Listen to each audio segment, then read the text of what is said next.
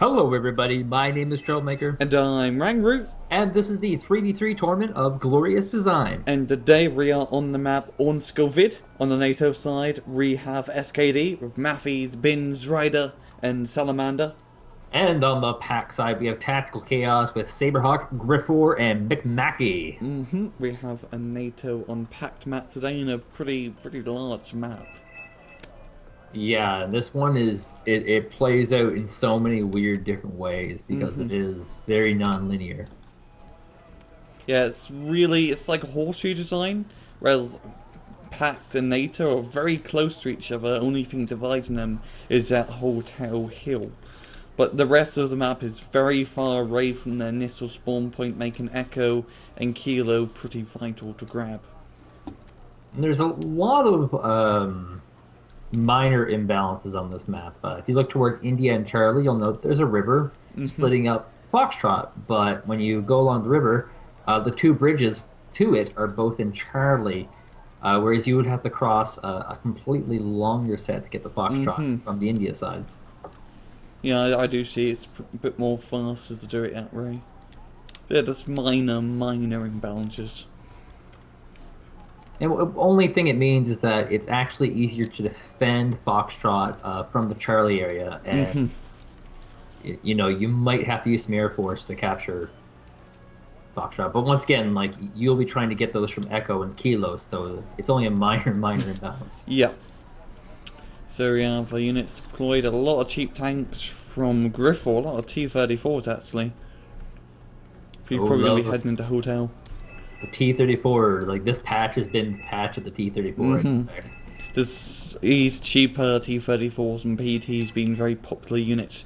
Saberhawk going for very helicopter all in. A lot of Mi-2s and Mi-24s and Sokals. Very good mix. And this map's pretty good for helicopters into the hotel region because if there's any kind of MiGs or anti-air, air superiority fighters, your own anti-air units can actually shoot them down pretty easily. It also is a pretty short route to get there with your own air superiority to shoot down their air superiority. Very, very true. It does seem like Saberhawk is just... He's going to get the whole map, it seems, going, putting the markers pretty much bloody everywhere. Yeah, I mean, it's just like, when you look at the map, it's like, okay, Griffor, you will get, hotel. McMacky, you will get Charlie. Saberhawk, you get all the valuable points on the map. You do all the work. Saberhawk, just do everything else. We got it. So yeah, Matt started very fast startup. I do love that. And it's not crazy what they're doing. I mean, the hotel and Charlie India are two routes into each other's bases, so you need a dedicated person for each of those bases. And MiG Spam versus F-15 Eagle. I think the MiGs may just win. The F-15's going into the freight. Yeah, and they split up pretty effectively. They got a Freedom Fighter, looks like, and the Eagle. Yep. They are flying over NATO AA at the moment. There is just a bunch of AMXs and a few I-Hawks shooting, so they might get out of here as two MiGs. Oh, one MiG getting shot down. I think the other one should get out of here scot-free. Oh, we have another MiG gonna go. Oh dear. Oh god. Cult of the autocannon is supreme. AMX 13 getting that kill. We have an Su-27 from Saberhawk. Gonna see anything. Get kind of going the wrong way. Yeah, and that's an anti-radar fighter, so he's just looking for any ground-based AA to hit. Yep. Saberhawk Sokals in Fox are doing a very good job clearing up the Lynxes and War Marines that are landing. Here's a bunch of Mi-2s still moving on. Is he going to head to Gulf? Maybe Kilo? That'll be a bit far-fetched, Joe. Yeah, but he's just, trying to capture a decent amount of the map, like kind of playing the standard play. And that once you have an infantry unit, a strong one in one of these places, you can hold that location against quite a bit. Speaking of infantry units, Saberhawk getting two Mi-24s with probably VDVs inside into Kilo, but we do have a few more Marines from zwieda in there already. He's going to land them just outside the town, so it won't be too hot of an LZ. Now, of course, these are all British units, and truthfully, there is nothing good that was ever made in Britain. Except for, like, Marmite, apparently. Sure, to strangle Marmites! So yeah, the Lynxes have actually vacated that area, and we have Commandoses with some Hind support, so this might become a very easy take for Saberhawk. Yeah, these Commandoses very good units with TP's Raw Marine just, even one of Raw Marines not actually in a town sector. So he's not getting any cover bonuses at the moment. Oh, one Hind does go down. And very wise on Saberhawk, he notices that right away, and he's actually targeting it down. Yeah, and Raw Marine going down quite easily. The other one being completely surrounded. These Commandoses will have hold on this point, it seems. Unless this F8, F16 can do something different. It looks like it's just not being micro properly. It was trying to get that so-called helicopter, but it does have bombs that can actually do damage. And he's going to drop bombs? No. He's going to run out of petrol and start to evac out of here. If you take a look in Hotel, pretty neck on neck. Griffor has his T-34s in a pretty good position. And Salamander bringing up a Command M60 to hold that little corner. And that's going to be an armored command, so it's going to be able to absorb lots of bombings, lots of hits from artillery. Yeah, basically anything that does try to hit it compared to just a normal CV. Yeah, good job on Matthes managing to capture in the middle point, moving up a little bit into Charlie. He could actually contest Charlie and kind of get a little bit of a bleed against TC. And they have two Abrams here, and Abrams are kind of the king of the NATO tank. They are just armored, they pack a punch, and they could actually just drive through right now and destroy everything. Yeah, there's not really any ground forces at all from McMacky. Just one ZSU and a few reinforcements coming up, but nothing that can stop these powerful, powerful Abrams. Looks like they're going to chase those Grenzers instead. Pretty good pickoff because, I mean, these Grenzers would provide recon data and would have given the opportunity to kill that command if it was given. If you look down back in Kilo, Saberhawk managing to capture in the Kilo reinforcement area, so he has a very good opportunity to move up into Lima and India through the other side. And he is bringing out a lot of reinforcements, a few Tunguskas, Strellas, infantry, so on and so forth. Now, I was told that this map is very much about controlling the bridges. If you control the bridges, you win the map. And right now, Saberhawk has control of the Kilo Bridge. If they can control that one just slightly north of it, that leads into Gulf, they can capture the other 3 points very, very easily and happily. Your Thunderbolt's coming. Oh. Thunderbolt coming in. Facing off against the Tunguska dead. Oh my god. Oh my, really get it? Oh my god. Tunguska kills. Dear god. Damn. Don't doubt the A10. Never doubt the A10. If this was 2 patches ago, that A10 would have been dead. Yeah, the A10 does get out there. Run HP remaining. More Tunguskas coming out though, thank god. And a few CSUs as well. And a really, really strong performance here from Tactical Chaos right now. They have control of the map. They're moving commands into these middle bases right now, and should be able to do a ton of bleeding soon. Yep. You have a bunch of Phantoms coming to the hotel. It seems like Griffor's forces here have been mostly destroyed. He's bringing up a lot of reinforcement show. Some BTRs with Concours inside of him and a few Pragas. Yep, and he's been sacrificing his infantry to keep those T-34s alive. But seriously, a rhomb. I've never even seen this air unit in my life. The rhomb? Yeah, the rhomb. I've never actually seen it used. It's like, you know, the AKM OSA? Oh, it's like a cheaper, or... I believe it's the same as the OSA AKM, but it's Polish. Oh. Yeah. It's just different name because of a different country. Him and his mixed Pact deck. That's unusual. Considered by many to be highly unviable. But I'd have to disagree. Mixed Pact is really good. Really good. You get some nice planes, very, very good mix of stuff. And like the argument against it was always that Soviet was so good. Not that Mixed Pact was bad, but Soviet was just so good. You just had everyone thinks that you have everything you need in Soviet tech. BMPTs, CATUs, every single type of plane under the sun. But the minor nations like Czechoslovakia, East Germany, and Poland, they bring out some nice units on the playing field. Yes, I do. I actually like playing pure Polish myself when I'm playing 4v4s and 10v10s, just because their air force is just napalm. Well, and like cheap MiGs, high availability. But yeah, we're looking at the southern flank here. We have some helicopters positioned by Saberhawk in a position where if someone tried to cross the northern, slightly northern bridge, north of Kilo, that is, he can actually pick it off. Oh, Prowlers and Raven coming in. Very good choice to try and knock out these ESUs. But yeah, the Prowler's going to get shot down, and the Raven. Oh my god! Raven gets out of here. That Raven almost crashed into the Buryusa. That, like, if a plane crashes into a vehicle, it's insta kill on that vehicle.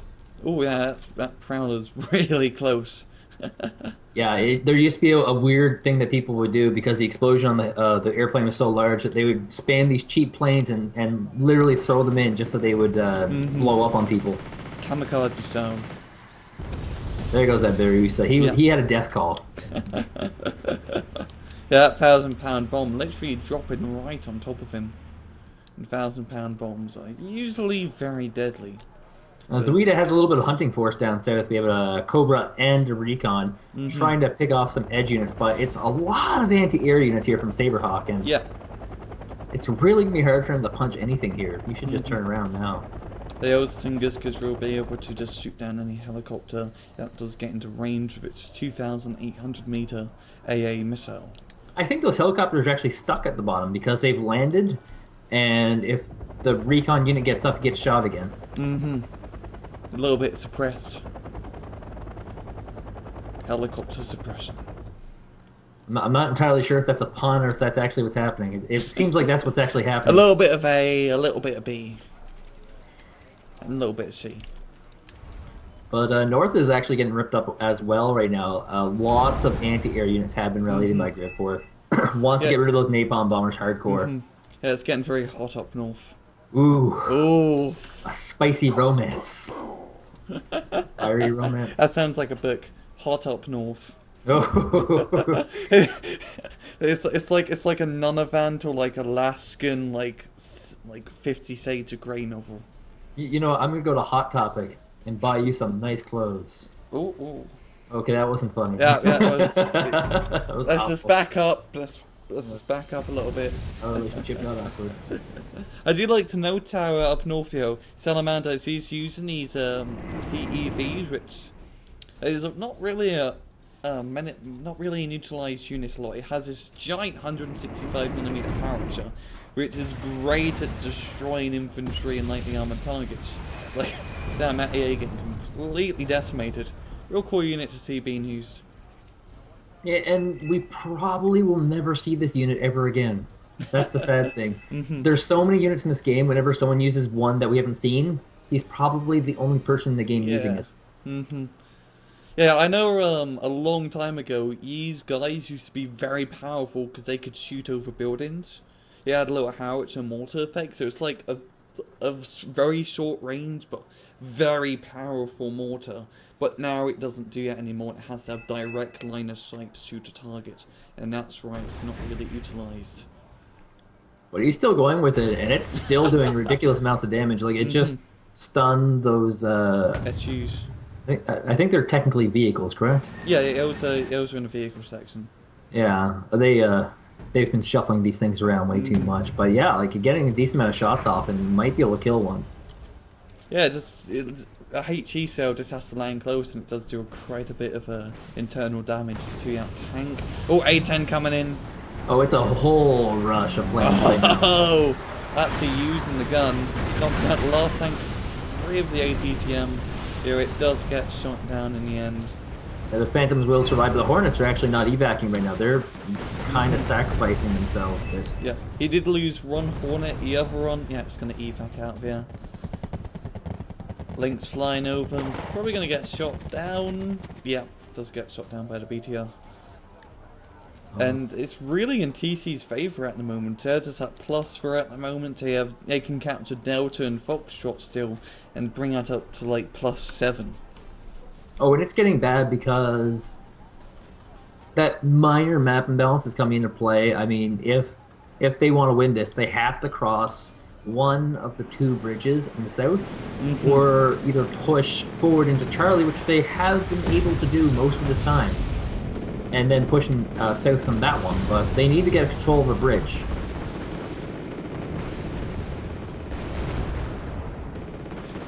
And that way they could win. Game. They're in the game. Winning the game's very good. It's usually most people's goals. Yeah, they need to stockpile some units too. They don't. Everything's in small numbers right now. Yeah, I don't really have much like bulk in Lima or India. It's very just like you could easily move up here with just a few tanks and such a whole place down. I mean, to me, there is an excuse for Hotel. That place is slugfest. Both players should have severely diminished units to that place. And yeah, there is an excuse for India Charlie because that place should be a slugfest, but it's not. But then the bottom, like, there's no real excuse. Like, if you were playing the bottom flank, you should have a ton of extra units available. Yeah. But I feel like zwieda has been kind of just throwing units away or misusing them. Yeah, he's kind of just needs to do one big push, as you said. He does have this run M1 on P. Abrams. Maybe if he get a few more tanks, bit of a death ball of a force, he could maybe move up into here. Yo, it's going to be hard moving up into Kilo, yo. I think the best bet would just avoid it and try to move up in like Foxtrot. I would do a crazy move. This is a WTF inspired move. If I were them, I would smoke the bridge to the north a little bit, and then smoke a couple more paths until you get to the crossroads. So that's a lot of smoke, obviously. The bridge, and then just cross into Gulf from there. So you'll have a smoke screen. You'll be able to pick off some free units. That's a lot of team coordination, though.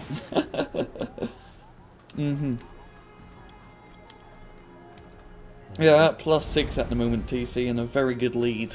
Yeah, seconds before they win this, actually.